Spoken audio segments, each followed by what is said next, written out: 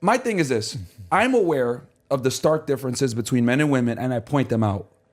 And people refer to that as hate. However, if you really listen to what I say, right, versus what detractors say about me all the time, I think women need to be protected. I think they need to be provided for. I think they need to be taken care of.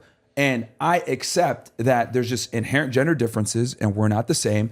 And since we are not the same, that means that there's different treatment that needs to be given to each gender. So no one criticizes me when I say we need to protect and provide for our women, etc.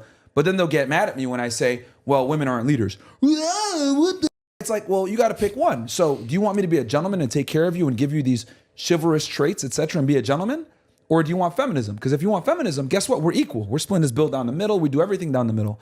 And the issue is that the problem with feminism is that it doesn't align with biological reality, right? Like what's politically correct and what's real are two different things. Like feminists will sit there and tell you, I remember this video went viral, this LA chick, she talked about how she went out with a guy that like paid the bill and took her on a real date and planned everything out and how she was so attracted and aroused by it versus other guys that she's met with in LA where, you know, they're splitting bills down the middle or whatever. I've seen this. And it just goes to show like, you know, your hard wiring is your hard wiring regardless of your political ideologies or whatever, right? Biology always trumps what's in what you think you know. So and I've always said attraction isn't a choice. So the reality is women are attracted to misogynistic guys, as they would define, that align with gender norms and you know, gender roles. So that's what it is. So I just acknowledge this and I tell men to be men and be leaders and don't put your girl in a leadership role. And then people say I'm a misogynist for that. But then when I say women shouldn't work and men should provide for them and she should have the ability to work electively, they're like, oh, that's awesome. I agree with that. So they pick and choose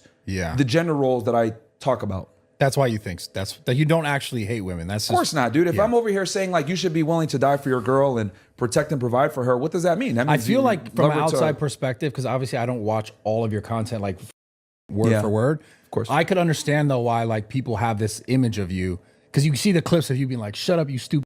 It's clipped out of context. A lot of the time they don't show the buildup where she's like nagging and she's saying insulting things and she's interrupting and she's yelling for a lot of time because that's what's going to go viral. You can't clip an hour of the podcast, right? So it goes all right to the buildup, right to the execution where she has to get kicked out of the podcast. But they don't see all. If they actually saw how disruptive and how rude a lot of these girls are, they'd be like, yeah, I'd probably be losing my hair too if I was these girls 7 days a week.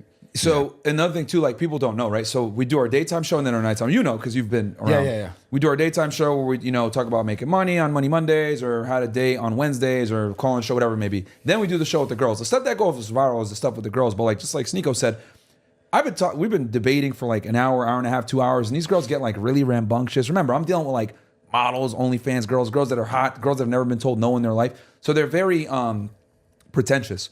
So I'm like, I have to kind of like maintain order on the show. Like, hey, you know, she's talking or hey, stop interrupting, whatever. And then they get mad. But then they click that part where I kick her out, but they don't show the hour and a half, 2 hours where we're just tolerating her. Yeah. Right. And a lot of times when I kick girls out, I ask the chat, what do y'all want?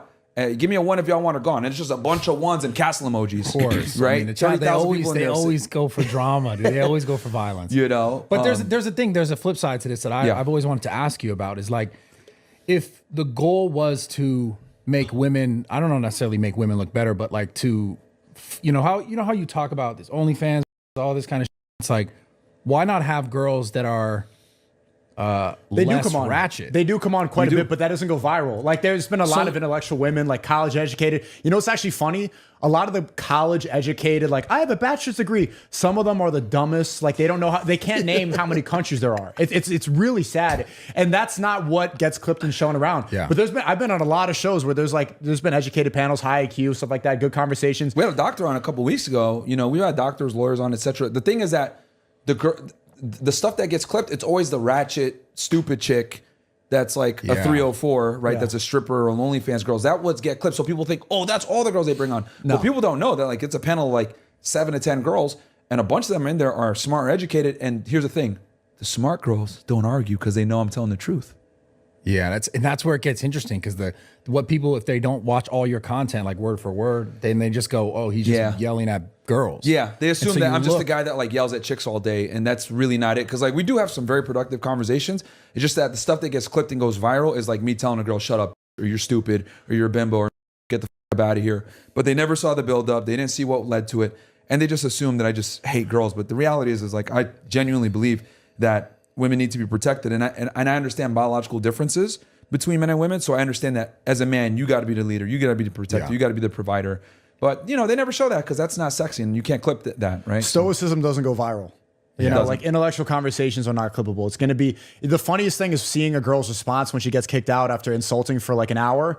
She'll get up and start twerking. It's like, you need to leave the show. She gets like, my natural. Or start fighting. Yeah, fighting. Yeah, that was the last clip that went viral. It's going viral right now. It's like millions of views on like 20 million plus, probably like almost 50 by now. Yeah. Million views. Like, yeah, I told this chick to like leave because she was being rude. And then like, she walks out and she's like, before she First, she started up, twerking. Yeah, you were there on that show. Homegrown. It's homegrown. Like she starts like showing off her body. There. I saw the yeah. And then she started fighting in the back. And then she started fighting. And she started it. Like people just think, oh, she got jumped. Absolutely. She's the one. And I broke down the footage. Like she grabs one of the girls next who's supposed to be at the security. And shout out to Icy. And yeah, she started the fight 100%. Do you think a part like you also kind of feed into it for the clip stuff? So I've been asked that before. Yeah. I genuinely don't be, and I'll tell you why. Dude, it's a headache, man. Like talking to girls 3 times a week and doing 2 shows a day. Like I like to do regular shows where we're just chilling, having a good conversation, etc. But there's always like 1 or 2 girls on the panel, man, that's like just being an idiot, hurting the quality of the show. People in the chat are complaining, etc. because they're interjecting. I mean, you know, imagine having like 10 people, right? And everyone has a mic and they can hear everything, right? So like, because some girls like to ad lib, like make comments on the side, like, bro, shut up. Like it's a podcast. Period. Like the stupid play. Or like Jim Jones in 2006, like, you know, like Young Jeezy. Yas like, Queen. Yeah, that dumb shit. So it's like, like I gotta like kind of rule with an iron fist. So like, I guess people say, oh, you just do it for the clips or whatever. But I genuinely don't, man. We've had 3,000 girls on the show. I've only kicked out like 200. Damn, that sounds like a lot. That's a pretty high ratio. That sounds like a crazy number. Yeah, but it's like 200's insane. It's like, but think about it, like percentage wise, that's not that much. Yeah, it just sounds Like like 90+%. Like I got to get it from my guy, but like 90+% of the girls don't get kicked off. And you said earlier that a lot of the girls are hot, so they've never been told no. You'd be surprised. Like some girls that weigh more than you that are like 270, they still have the entitlement of a hot girl now because the amount of DMs a girl gets boosting her self-esteem and making her think that she can never be wrong whatsoever. The ugliest chicks, man, have the loudest mouths. I've seen, dude. I mean, I was talking to Greg about that. How like who had it harder, men or women? And it's like obviously men. Greg Doucette. Before, but like after I was you guys, on him on Jubilee. Yeah, the fit guys versus the fat guys. Yeah. Did you see that episode? I didn't watch it. I saw clips, which was pretty hilarious. It'd be good to react to on stream. What? It'd be good to react to on stream. Afterwards, there was like some of the fat guys that were being quiet, like, well, it's okay to be fat. Blah, blah. They posted videos afterwards saying like, Myron's homophobic, he's transphobic, and I can't believe they'd platform him, like grown men crying because Myron has a different opinion. Yeah. Did you get mad when they made fun of you though for being small? No, man. Like as I was just like in my head, I was like, okay, call me small or whatever, but you're still fat. You know what I mean? So it's like in my head, I'm like, dude, I'm natural. I'm 6'3". Like, yeah, I'm not gonna be a jack like these other guys because I've never done a drug in my life, right? So, and like for me, I train more for like, you know, to be fit, and obviously I've been doing like some boxing training, so that's gonna make you cut weight, right? As when you do any type of any type of combat sport. So I wasn't pissed about it. I was just like, I just found it funny how like they were trying to deflect from the fact that like they were fat and coping for being fat. And my big problem was like, and this with these guys, because a lot of them are influencers too. I found this out like after the fact that they're like fat TikTokers, body positivity TikTokers, like a lot of these dudes. So it's like, it's almost like they're invested in like not getting their audience to like change and get in shape. And, you know, and I get it, like, because the guys that I was with, the fitness guys that I was with, like, you know, they're pretty clean cut, right? Like Greg was agreeing with some of the stuff that I said, but he's not going to go all the way. Like, and you know this from being in the fitness industry too. Let's keep it 1,000, bro. A lot of these fitness industry guys are cucked. They can't say what they really want to say. Yeah. They can't be as open as they want to be because they understand that if I'm in a fitness niche, like a lot of the times, like if you're a real like popular fitness influencer, you're going to be almost split down the middle with like your followers a lot of the times, right? Yeah. Or like you're going to have a good percentage that are also female. So you can't say certain things. But like for me, I looked at it like, bro, let's just say what we say when we're in the locker room, what it really is.